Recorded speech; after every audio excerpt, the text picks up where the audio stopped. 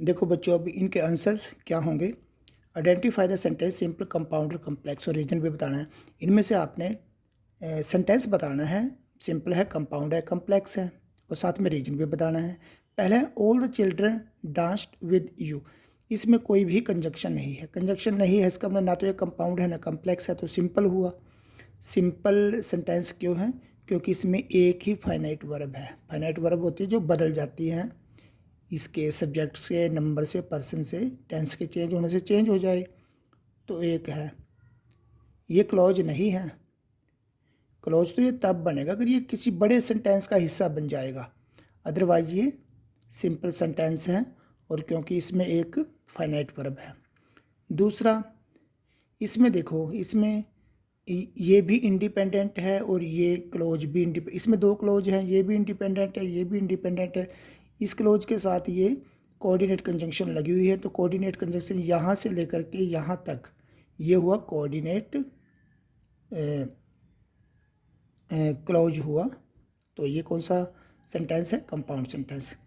तीसरे में देखिए, वट है। वट एक सबऑर्डिनेट कंजंक्शन होती है, तो what is one man's meat, यहाँ तक ये कौन सा हुआ? सबऑर्डिनेट। और इज अनदर मैन पॉइजन, यहाँ से यहाँ तक, मतलब इसमें दो क्लोज हुए। क्लोज हुआ what is one man's meat, दूसरा क्लोज हुआ it is another man's poison. It की जगह हमने इसको रिप्लेस किया है ना, जो नाउन क्लोज है, इट नाउन क्लोज में आता है ना, तो दो क्लोज हुए, it is another man's poison, और एक हुआ what is one man's meat. तो ये कौन सा हुआ फिर? Complex. I forgot to tell you the date when I shell return. अब वो तारीख, उस तारीख की बात हो रही था। व्हेन आई शैल रिटर्न यहाँ पर सबऑर्डिनेट क्लोज है, और उस डेट की बात हो रही है पर्टिकुलर। तो डेट क्या हुई? एक नाउन हुई, तो नाउन है, ये नाउन को डिस्क्राइब कर रहा है, उस पर्टिकुलर डेट को। तो इसका आंसर ये वैसे एडजेक्टिव क्लोज है, लेकिन हमें तो सिंपल पता करना है कौन सा क्लोज है, तो इसमें हम बताएंगे ये कम्प्लेक्स है। इनमें सबऑर्डिनेट केवल और केवल सबऑर्डिनेट अंडरलाइन करने हैं, मेन नहीं कहा, जो कहा गया उतना ही करो। अब ये देखो, as it was raining they decide to stay at home. अब यहाँ पर भी एक क्लॉज ये है, एक क्लॉज ये है। इस क्लॉज में ये एज, यहाँ पर एक कंजंक्शन है, सबऑर्डिनेट कंजंक्शन। तो सबऑर्डिनेट कंजंक्शन आ गई तो ये सेंटेंस तो कॉम्प्लेक्स हुआ। तो इसमें हमने अंडरलाइन सबऑर्डिनेट क्यों करना है, तो यहाँ से यहाँ तक ये सबऑर्डिनेट है, इसको अंडरलाइन करो।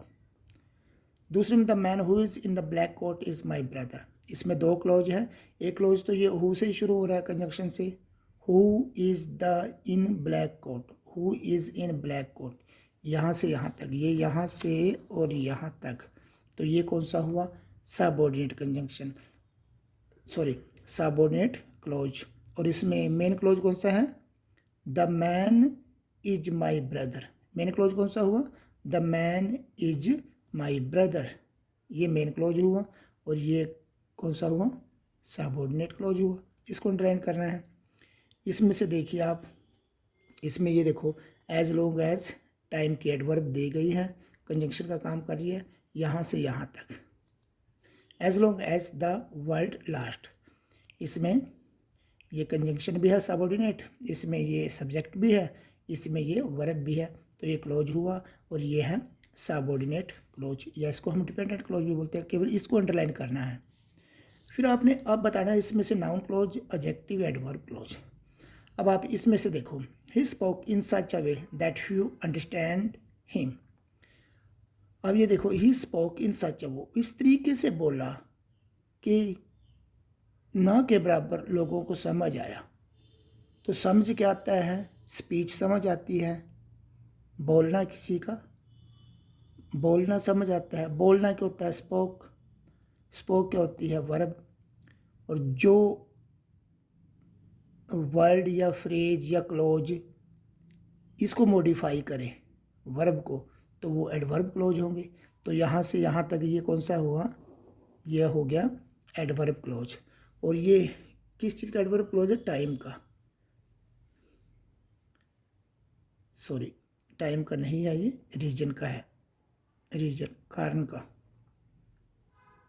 वो इस तरीके से बोला दैट फ्यू अंडरस्टैंड हिम, कि कुछ लोगों को समझ लगा।